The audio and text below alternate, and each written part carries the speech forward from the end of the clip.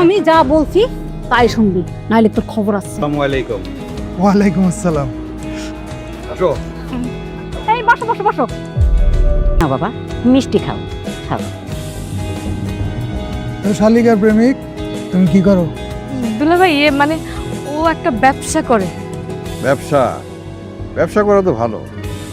তা কিসের ব্যবসা করো?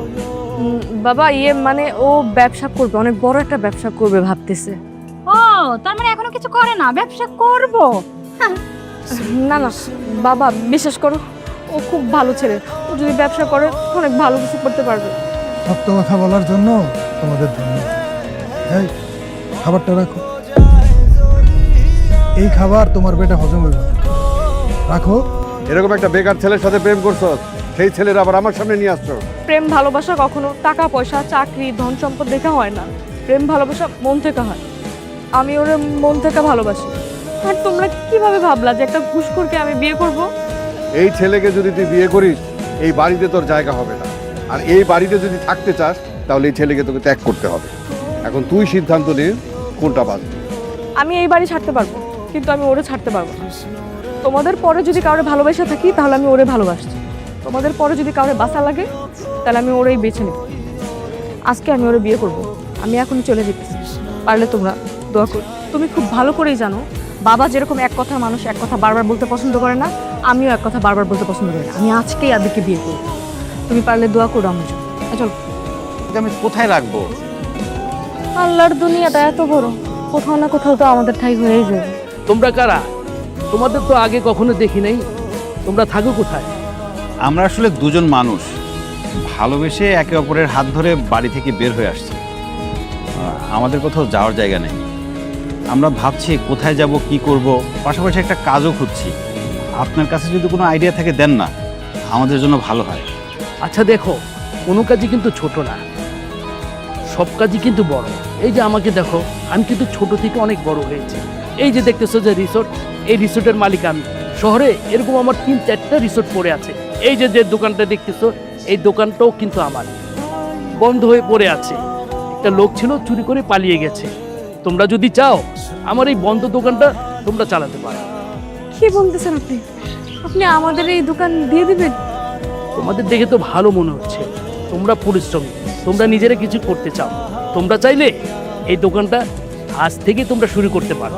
তোমরা থাকার কথা চিন্তা করতেছো, এই দোকানটার পিছনে আমার একটা বাড়ি আছে, সেখানেই তোমরা থাকতে পারো। বাড়িটা অনেকদিন যাবত খালি পড়ে আছে। এই নাও আমার কার্ড। রুমে যা শুরু করছে না, মান সম্মান কিছু থাকে। কেন, সে আবার কি করলো? এই যে রাস্তার সামনে ওই ফকিন্নির পোলার লগে চায়ের দোকান দিছে, চা বিক্রি করতেছে। আমাদের সাথে বাড়িতে চল। আমি বলছি না যাব না, যাব না।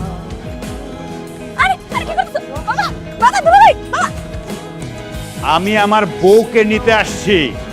আমার মেয়েকে নিয়ে যাবে? আমার মেয়েকে নিয়ে কোথায় রেখেছি? একটা বস্তির রুমের মধ্যে রেখেছি। ও রাজপ্রাসাদে বড় হয়েছে, এই রাজপ্রাসাদে।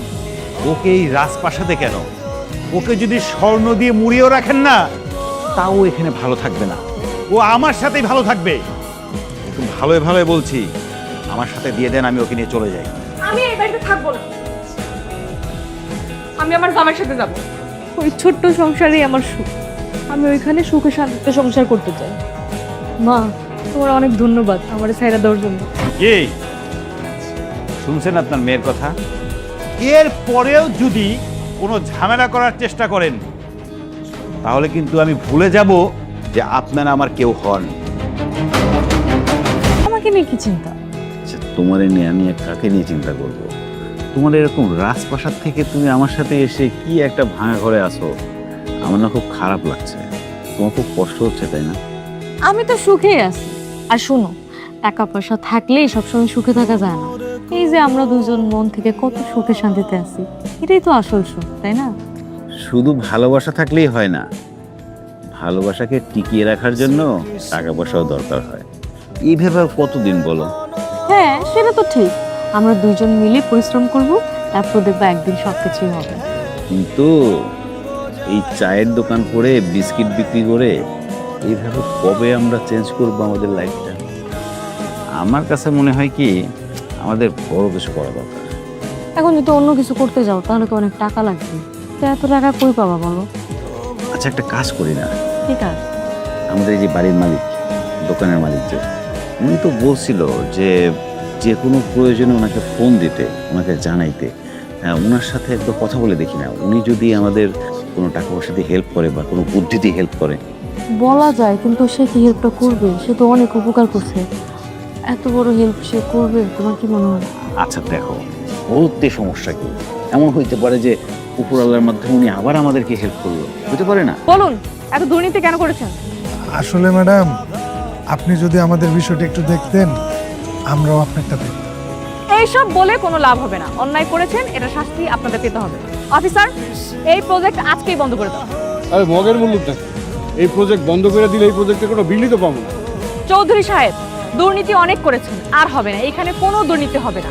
তার মানে কি এই প্রজেক্টে যে ইনভেস্ট করছি আমি, সেগুলোর টাকা ফেরত পাবো না? অফিসার, আমি বলে দিচ্ছি, এই প্রজেক্টের সঠিক মালামাল ব্যবহার করে সবকিছু ঠিকঠাকভাবে হবে। আমি ভিজিটে আসবো, সবকিছু দেখবো, তারপর আমি বলা ছাড়া এই প্রজেক্টের কোনো বিল হবে না, মনে থাকবে? আপনারা তো ঠিকই চিনেছেন, খেলা তো সবে শুরু। ছাপ নিতে পারবেন তো? ভাই, যেভাবে হোক তুমি এই প্রজেক্টের সইটা নিয়ে দাও, যত টাকা লাগে তোমার আমি দেব। আচ্ছা আচ্ছা, ঠিক আছে। আপনি দুলাভাই মানুষ, এত করেই যখন বলছেন, দেখি বলে দেখি। তবে দুলাভাই, একটা কথা বলেছিলাম মনে আছে তো? চোরের 10 দিন, গৃহস্থর 1 দিন। দেখি কথা বলে কি করা যায়। আচ্ছা শোনো, টেবিলে তোমার নাস্তা দেওয়া আছে, খায় নিও। হ্যাঁ? কেন, তুমি খাবা না? না গো, সময় নেই। মানে কি, এত তাড়াতাড়ি বের হচ্ছে? আজকে কোথাও যাবা? ওই যে অফিসে যাওয়ার আগে একটু মার সাথে দেখা করবো, তারপর অফিসে অনেক কাজ আছে। মা ফোন দিছিল? হ্যাঁ আচ্ছা যাও, দেখা করে আসো। আর তোমার শেষ? হ্যাঁ হ্যাঁ আচ্ছা, একটা কথা বলি, হ্যাঁ। কালকে তোমার আব্বার ফাইলে সই করলো না কেন? দেখো, তারা অন্যায় কাজ করছে। আমার বাবা হোক আর যাই হোক, আমি তো অন্যায় প্রশ্রয় দিতে পারি না, তাই না? আমি যে জায়গায় আছি, লোকটা আমাকে বিশ্বাস করে এই কোম্পানিতে চাকরি দিছে, এত বড় হওয়ার সুযোগ দিছে। এখন যদি আমি লোকটার সাথে বেইমানি করি, তাহলে কি হয় বলো? সেটা যেই হোক, আমার বাবা, আমার আপনজন, তুমি হও না কেন, আমি অন্যায় কাজ করতে পারবো না, আমি তার বিশ্বাস ভাঙতে পারবো না। তা অবশ্য ঠিক বলছো, কিন্তু তোমার দুলাভাই না একটা অফার দিছিল। কি অফার? মানে তুমি যদি ফাইলটা সই করে দাও, তাহলে একটু মোটা অঙ্কের টাকা দিবে। দেখো, এখন যদি টাকাটা নাও, তাহলে দেখো হয়তো 2-3 দিন খুব ভালো থাকবে। তারপর যে লোকটা এত বিশ্বাস করে তার কোম্পানিতে আমাকে চাকরি দিল, আমাকে এত বড় হওয়ার সুযোগ দিল, সে লোকটার সামনে তো আমি দাঁড়াতে পারবো না। তার সামনে তো আমি আমার আত্মসম্মানটাই হারায় ফেলবো। আমি এটা চাই না, আমি এটা করতে পারবো না। আচ্ছা যাই হোক, এখন সব কথা বাদ দাও, আমার টাকাটা দাও আর পাওনাটাও দাও। আচ্ছা, আমি একটা জিনিস বুঝলাম না, তুমি প্রতি মাসে বেতন পাওয়ার পরে সব টাকা নিয়ে আমার হাতে দাও, আবার প্রতিদিন অফিস যাওয়ার সময় হাত খরচ নিয়ে যাও। মানে এইটা কেন? তোমার টাকা তো তুমি তোমার কাছে রাখতে পারো। মিস্টার হাজবেন্ড, আপনার টাকা আর আমার টাকা কি আলাদা? একই তো কথা। প্রতিদিন তোমার কাছ থেকে টাকা চেয়ে নিতে আমার খুব ভালো লাগে।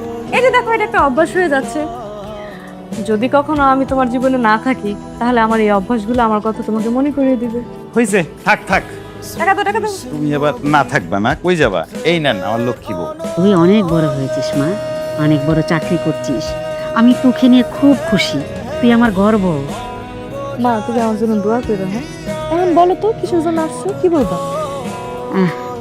আসলে যাই হোক না কেন, ওই লোকটা তো তোর বাবা। তুই এমন কিছু করিস না যেন তোর বাবা মনে কষ্ট পায়। মা, তুমি তো আমাদের ছোটবেলা থেকে শিখেছো যে অন্যায়ের প্রতিবাদ করতে। এখন এত বড় অন্যায় আমি কিভাবে মেনে নিই? শোনো, বেঁচে থাকার জন্য অনেক অন্যায় কাজকেও মেনে নিতে হয়। আসসালামু আলাইকুম, আমা ভালো আছেন? ওয়ালাইকুম সালাম, ভালো আছি বাবা, তুমি কেমন আছো? আলহামদুলিল্লাহ, খুব ভালো আছি। এখন তো আরো ভালো আছি আম্মা। কেন জানেন? এখন তো আমি আপনার মেয়ের পার্সোনাল সেক্রেটারি। আমি কোনোদিন সাইন করব না। বুঝছি, সোজা আঙুলে ঘি উঠবে না। এই শুরু কর।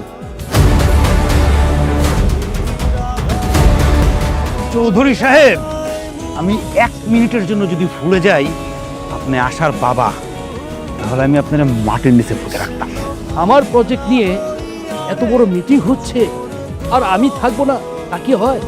স্যার, আপনি এখানে আইসা খুব ভালো কাজ করছেন। এই যে দেখেন না, আপনার প্রজেক্টের নতুন ম্যানেজার আমাদের কাছে কাজ বন্ধ রেখে ঘুষ চাইছে, ফাইল আটকায় রাখছে।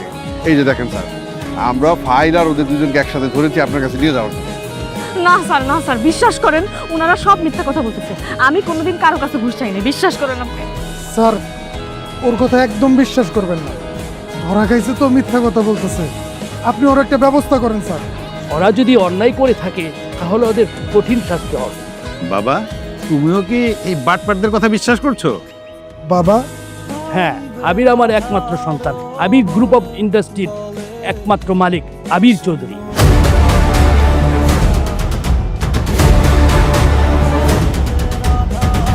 স্যার আবির আপনার সন্তান? আমার ছেলে আপনার মেয়েকে দেখে পছন্দ করেছে। তার কথা শুনে আমিও দেখতে এসে আপনার মেয়েকে পুত্রবধূ হিসেবে মেনে নিয়েছি। শুধু মেনে নিয়েছি তাই না, নিজে দাঁড়িয়ে থেকে বিয়ে দিয়ে দিয়েছি। সব সময় সহযোগিতা করেছি। আপনাদের অন্যায়ের প্রতিবাদ করার জন্য এই প্রজেক্টের ম্যানেজারের দায়িত্ব আমি তাকে দিয়েছি। আমি দেখতে চেয়েছি সে কতটুকু সৎ।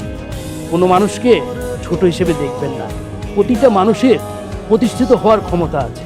আপনি ওদেরকে এখানে নিয়ে আসছেন কেন? এই প্রজেক্টের জন্য? আমি তো এই প্রজেক্ট দেবই না। এর কঠিন ব্যবস্থা নেবে আমার ছেলে এবং ছেলের বউ। ভিডিওটি ভালো লাগলে লাইক, কমেন্ট, শেয়ার করে চ্যানেলটি সাবস্ক্রাইব করুন। আর সেই সাথে এই ভিডিও সম্পর্কে আপনার মূল্যবান মতামত জানাতে ভুলবেন না। কিন্তু ধন্যবাদ।